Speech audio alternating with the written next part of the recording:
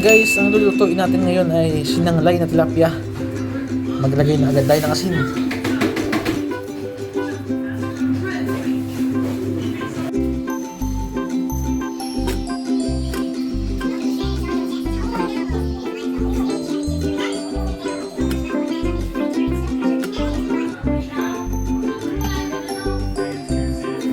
Hugasan lang natin itong mga gulay.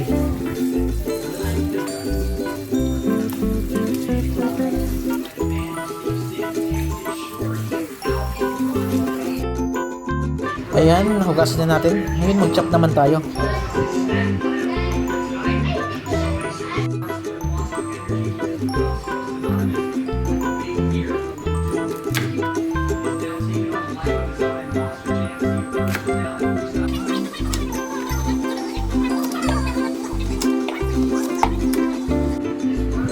Ito guys, pechay, hahatiin ko lang sa dalawa. Pwede rin buo, depende sa gusto nyo. Bahala kayo.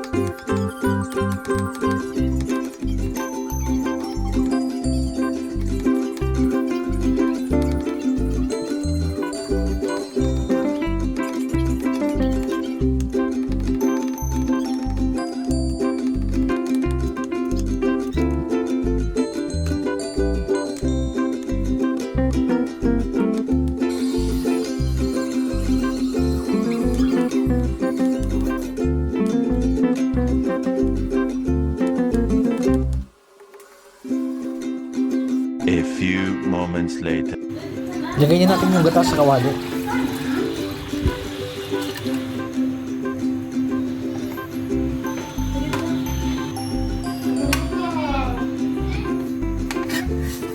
Ilagay na rin natin agad yung bawang, sibuyas, luya, at kamatis. Pagsamasamahin lang natin lahat yan.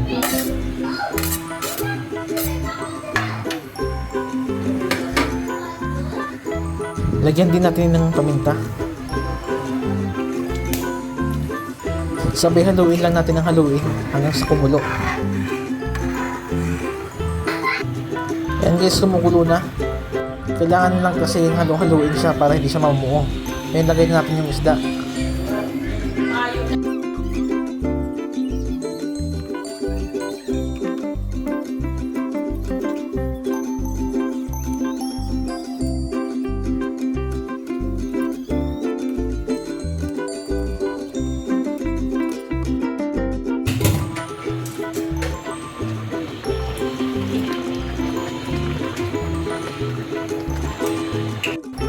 And guys, pag luto na yung isda, alisin muna natin para hindi siya madurog.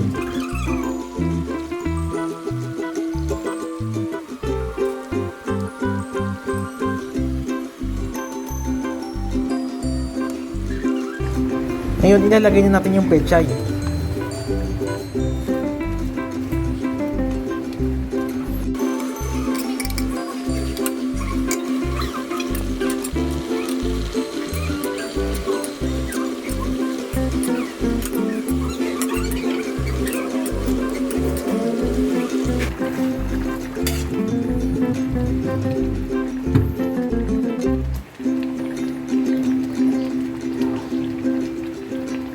Pag luto na yung pechay, ibalik na natin yung isda.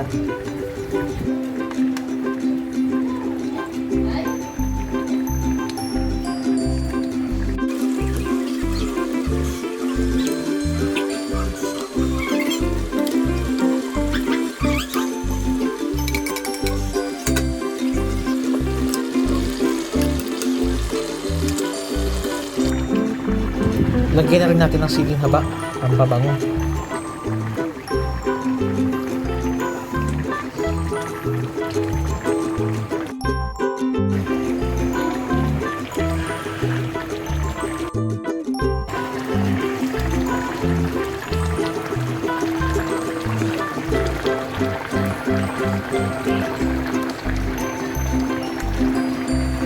Yan guys, luto na. Tara, kain na. Wow!